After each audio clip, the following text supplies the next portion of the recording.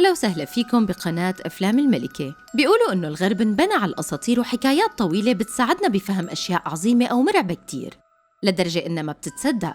هي أسطورة القائد الشبح. بيبدأ الفيلم بجوني وأبوه بيكونوا عم يقدموا عرض على الموتورات بالكرنفال، وهو عم يسوق جوني بيطلع بالبنت اللي بيحبها وبيجي ليوقع، بس بيلحق حاله.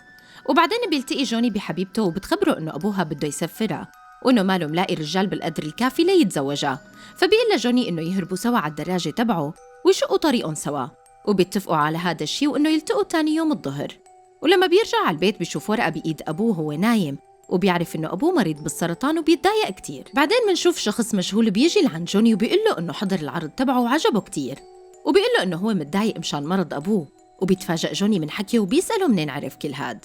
بيعرض عليه عرضه إنه هو يقدر يشفي أبوه ويرجع له صحته، بالمقابل ياخد روحه وكل يلي عليه إنه يوقع على العقد. وبوافق جوني كرمال إنه ينقذ أبوه.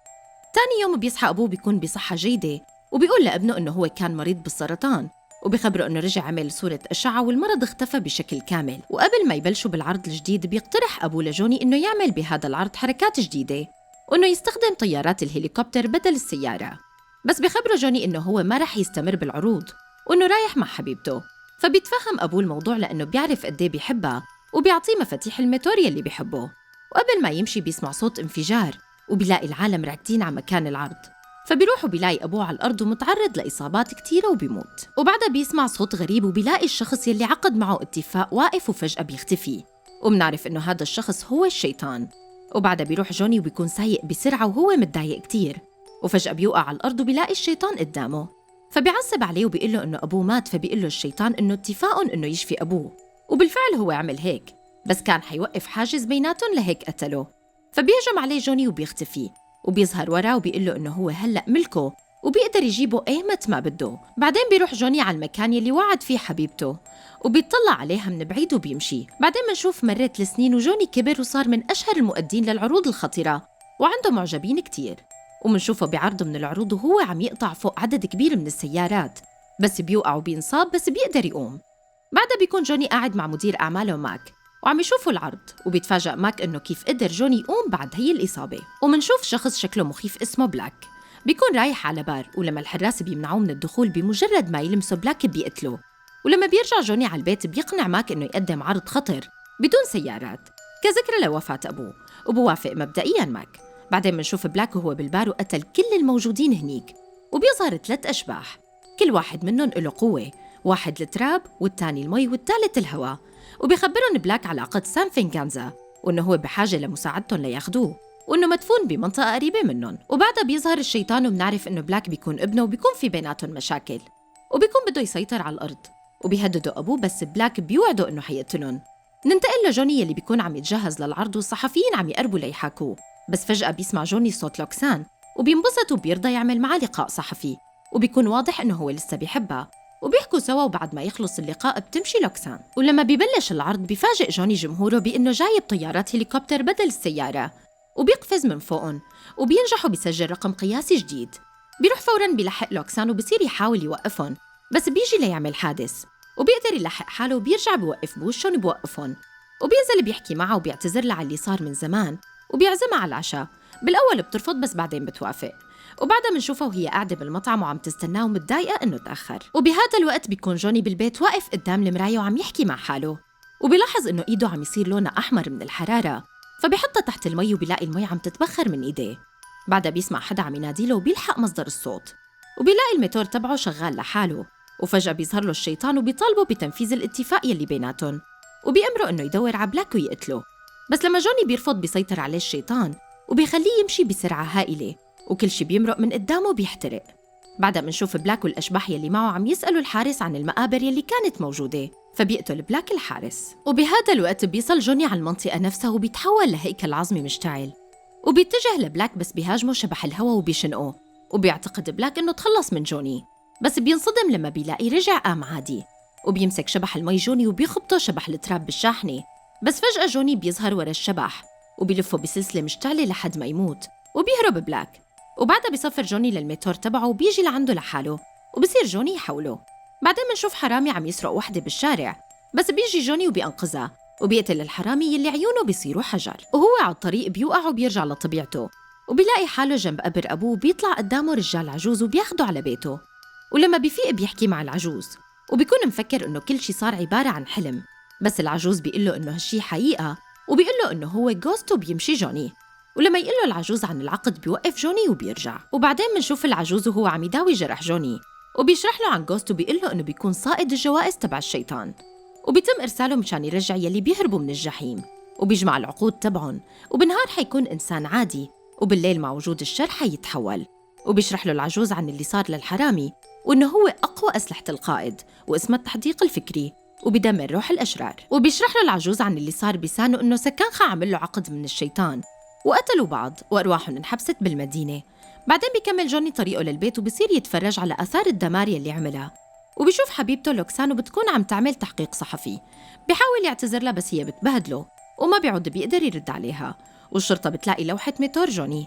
بعدها منشوف جوني بالبيت وعم يحاول يعرف أكتر عن جوست، وبصير يتدرب على استعمال قوته. بهذا الوقت بتيجي لوكسان وبتعتذر له على اللي حكته، وبتحاول تتقرب منه بس هو بيرفض، وبتحاول تعرف منه السبب يلي ما خلاه يجي على العشاء.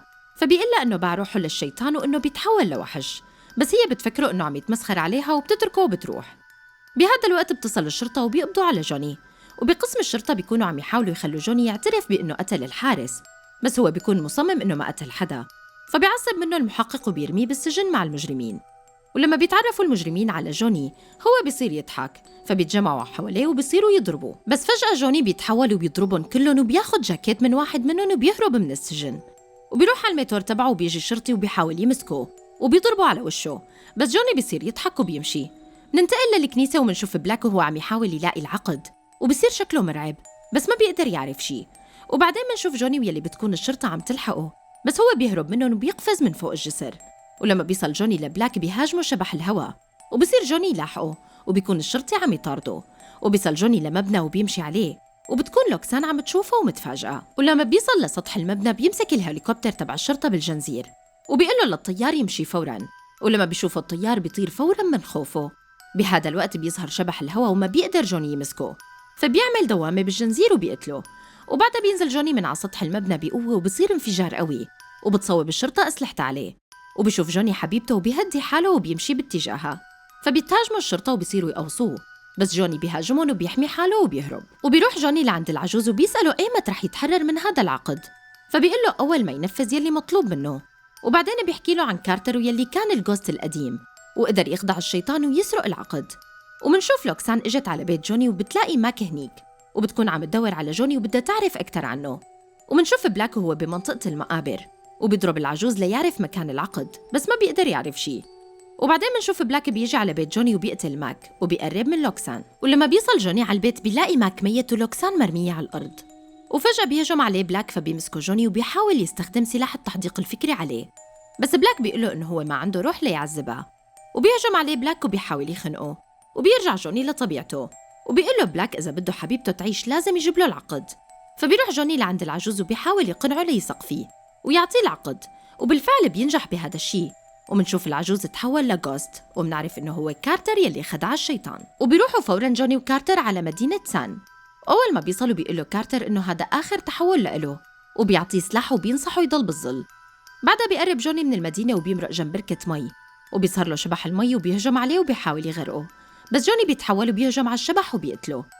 بعدين بيفوت جوني على المدينة وبيصير يسمع أصوات مخيفة من كل مكان لحد ما يصل لبلاك. ولما بيقرب جوني منه ليعطيه العقد بيمسك بلاك لوكسان وبيرميها، فبيمسك جوني العقد وبيتحول وبيتقتلوا سوا. ولما تبلش تطلع الشمس بيحاول جوني يمسك بلاك بالجنزير، بس بيشده بلاك وبيزته بالضوء، فبيرجع جوني لطبيعته. وبيمسك بلاك العقد وبيصير يقرأ، وبتصير الأرواح تطلع من كل مكان بالمدينة ويتحدوا فيه، وبتتغير ملامحه لملامح مخيفة وشيطانية. بعدها بيمسك جوني سلاحه وبيصير يقوس على بلاك وبيحاول يرميه بالظل، فبيمسكه بلاك وبيرميه جوا الكنيسة المهجورة وبيحاول يقتله. بعدها بتجي لوكسان وبتحمل السلاح وبتنقذ جوني بآخر لحظة، وبيقوم جوني وبيحمل السلاح وبيتحول وبيمسك بلاك وبصير يستخدم عليه سلاح التحديق الفكري على بلاك، وبيتحولوا عيونه لحجر وبيموت. بعدين بتقرب منه لوكسان وبتلمسه وبيرجع لطبيعته. وبهذا الوقت بيظهر الشيطان وبيقول له إنه العقد انتهى وإنه بيقدر يتخلى عن قوة الجوست، بس جوني بيرفض وبيقول له إنه حيحتفظ فيها وحيستخدمها ضده. فبيعصب الشيطان وبياخد جثة بلاك وبيختفي. وبالأخير منشوف جوني ولوكسان واقفين بمكانهم المعتاد، وقرروا يبقوا مع بعض للأبد. ولهون بتخلص قصة الفيلم، وإذا عجبكن لا تنسوني من اللايك واشتركوا بالقناة وفعلوا زر الجرس ليصلكم كل جديد.